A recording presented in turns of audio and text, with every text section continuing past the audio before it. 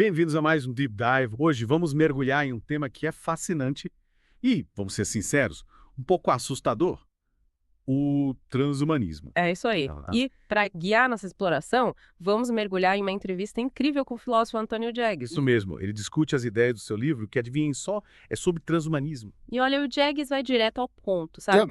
Ele argumenta que essa vontade toda de ir além, de transcender nossos limites, vem da crença de que nossos corpos são como veículos inadequados. Prontos para um upgrade tecnológico. Exatamente. É como se a gente pudesse usar a tecnologia para dar um passo além da nossa biologia para romper essas barreiras. Essa analogia é perfeita. É a essência do transhumanismo. Usar a tecnologia para superar nossas atuais limitações, sejam elas quais forem. É como se a gente pudesse pegar o volante da nossa própria evolução. Mas é claro que, como qualquer upgrade, as coisas podem se complicar. E o Jagues fala sobre isso também, não é? Sim, ele menciona que existe todo um espectro dentro do transhumanismo. Não é um grupo homogêneo, existem diferentes visões, diferentes graus de radicalidade. Interessante, então me explica essa diferença. Quais são as nuances dentro do transhumanismo? De um lado, temos os transhumanistas moderados. Para eles, a ideia é melhorar gradualmente, sabe? Tipo, impulsionar a inteligência, viver mais, coisas nesse sentido. Usando a tecnologia como ferramenta para turbinar nosso próprio desenvolvimento, certo? Isso mesmo. É como trocar o celular antigo por um smartphone de última geração. As funcionalidades são as mesmas, mas tudo é mais rápido, mais eficiente. Faz sentido. Hum? Mas, e no outro extremo do espectro? As coisas ficam mais, digamos, intensas. Aí o negócio esquenta, estamos falando de um futuro onde poderíamos abandonar completamente nossos corpos biológicos em favor de algo totalmente diferente, algo superior. Nossa, tipo trocar o carro por um teletransportador. Uma mudança radical. É por aí mesmo. E essa mudança radical, essa busca por uma transcendência total levanta uma série de questões. Me parece que ambas as vertentes, tanto a moderada quanto o radical, desafiam algumas distinções fundamentais que fazemos, não é? Aquelas dicotomias que muitas vezes consideramos como certas e imutáveis. Exato. Estão falando de categorias como natural versus artificial, vida versus não vida, mente versus corpo, tudo isso começa a ficar borrado. É só pensar em ciborgues, por exemplo. A fusão do humano com a máquina, onde termina um e começa o outro. Um ciborgue seria natural ou artificial? Eis a questão. E essa é só a ponta do iceberg. Imagine a inteligência artificial se tornando tão complexa a ponto de ser indistinguível da consciência humana. O que define a vida? O que define a consciência? E se pudéssemos transferir a consciência para um substrato diferente, um computador, por exemplo, você ainda seria você? São perguntas complexas, sem respostas fáceis.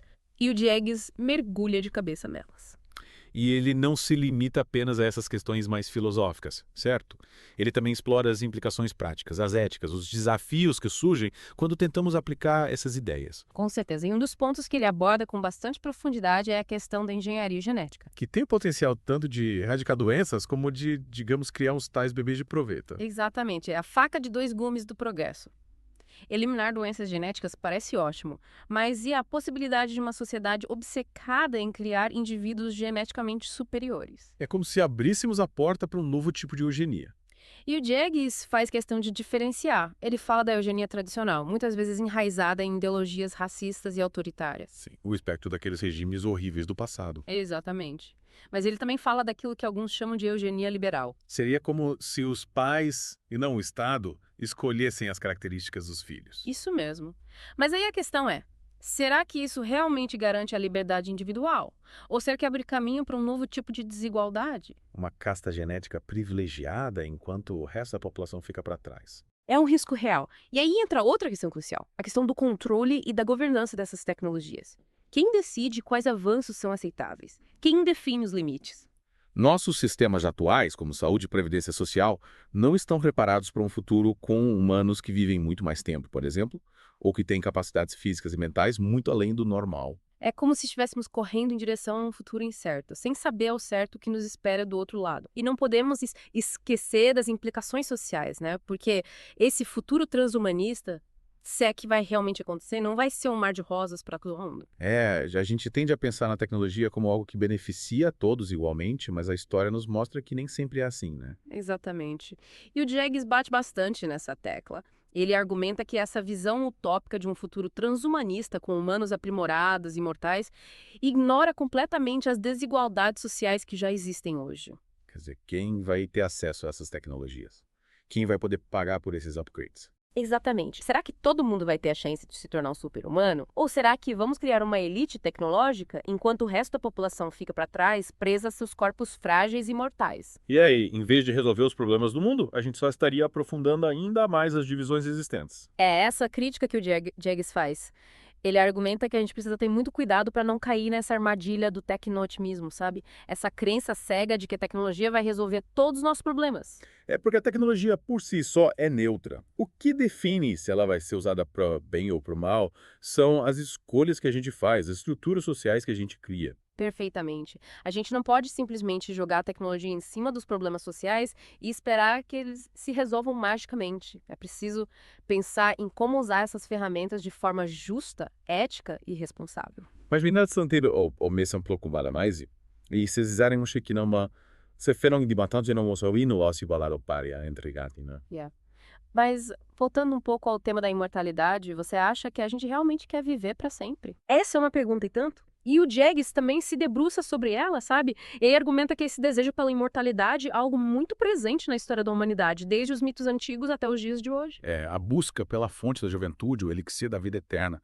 Parece que a gente nunca se cansa dessa ideia. Exatamente. E o Jages sugere que isso tem a ver com o medo da morte, com a nossa dificuldade em lidar com a finitude da nossa própria existência. Faz sentido.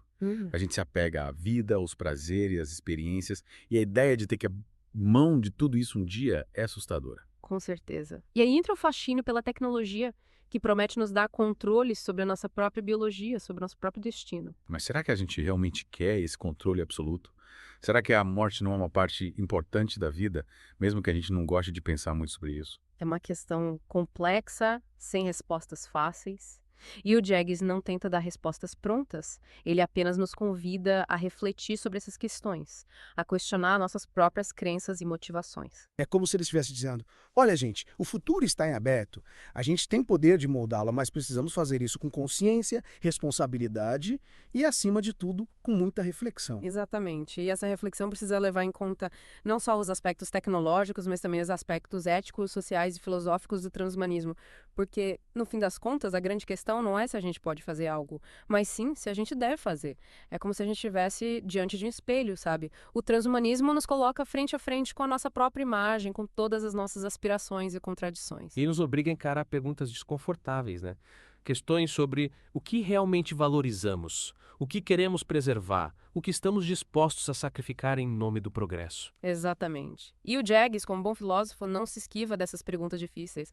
Ele nos leva a explorar os limites da ética, os dilemas da biologia, a própria essência daquilo que nos torna humanos. É como se ele estivesse traçando um mapa de um território completamente inexplorado, né? Com áreas ainda não mapeadas, perigos ocultos e a promessa de descobertas extraordinárias. E o mais importante, ele nos lembra que nós somos os exploradores. Nós é que vamos decidir qual caminho seguir. E essa decisão, como a gente viu ao longo do nosso Deep Dive, não é nada simples. Envolve questões de justiça social, de acesso à tecnologia, de impacto ambiental, de futuro da nossa espécie. São questões complexas, interligadas, que exigem uma abordagem holística, multidisciplinar. E, acima de tudo, exigem diálogo, conversa franca, aberta, honesta, entre pessoas com diferentes perspectivas, diferentes valores, diferentes visões de mundo. Porque é no confronto de ideias, no debate respeitoso, que a gente consegue clarear o caminho, evitar armadilhas e tomar decisões mais sábias. Decisões que, no fim das contas, vão moldar o futuro da humanidade. E aí, ouvinte, o que você acha?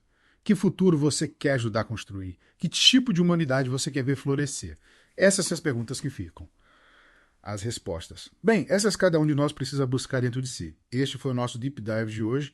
Esperamos que ele tenha te inspirado a mergulhar ainda mais fundo nesse universo fascinante e desafiador do transhumanismo.